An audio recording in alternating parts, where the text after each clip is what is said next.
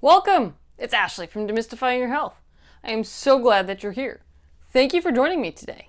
In this episode, we're going to be talking about sciatica. If you've never had it, consider yourself lucky, because obviously you don't want to experience the back pain that goes down your leg with numbness and tingling that can occur. If you have had it, you know exactly what I'm talking about.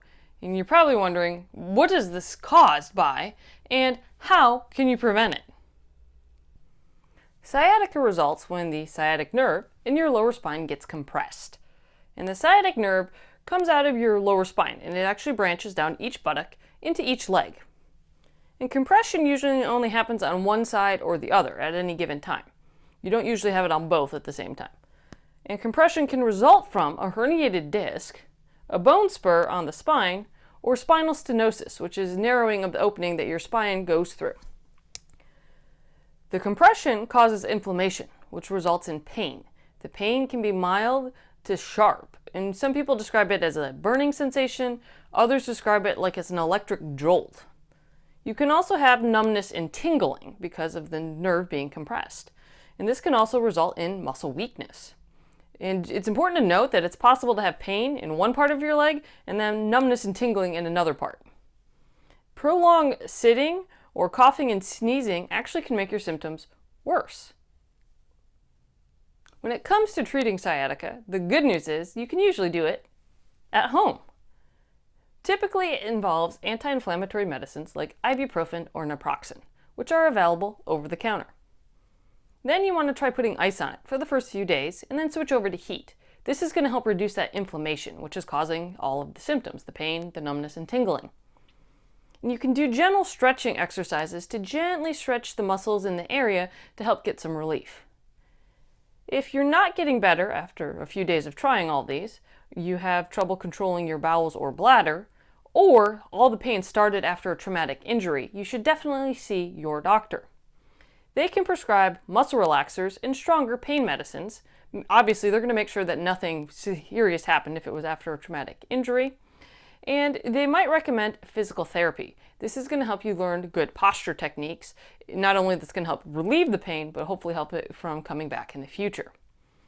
If they need to, in serious cases, severe cases, they can inject steroids around the nerve root, meaning they're not actually going into the nerve and injecting steroids, they're just bathing or coating the nerves with steroids. This also helps reduce inflammation, but as I said, this is only reserved for severe cases. And if your sciatica is caused by a herniated disc or a bone spur, your doctor may recommend having these surgically fixed in order to alleviate your symptoms. There are several things that you can do to help reduce the chances of having a sciatic episode. The first is to maintain proper posture when sitting. This is so important because obviously if you're not, you're putting unnecessary strain on the muscles in your back, which can obviously lead to sciatica. This also means when you're sitting, don't sit for prolonged periods. Get up, move around. That is so important to help your muscles relieve that tension. Next, you want to use proper body mechanics when moving anything, not just heavy things, but anything. So this means you want to use your legs to push up and your arms to help hold things. You want to hold them close. You don't want to be leaning over. That's going to strain your back. You want to keep your back nice and straight when you're lifting things. This is going to help prevent any injuries. And you also want to exercise regularly. This is going to help you maintain flexibility and prevent any injuries from, stiffening muscles. Next, you want to manage diabetes and obesity if you have them, because these are two huge risk factors for developing sciatica. And then you also want to adjust the environment, whether it's a work environment, home environment, anything that requires repetitive movement, especially of your back. You want to make sure you try to adjust your environment so that way you're not having to do those repetitive movements, since these can lead to repetitive motion injuries of your back.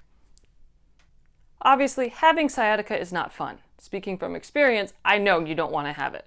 Hopefully, today's video will give you the tools you need to treat an episode if you have one, but more importantly, to prevent it from happening in the first place. If you have any questions, comments, you want to share anything with me, please put them in the comments below. Send me a message, send me an email. I'd love to hear from you. If you liked today's content, please let everyone know. Share, subscribe, like, make sure that you get the word out there. And until next time, I want you to stay healthy.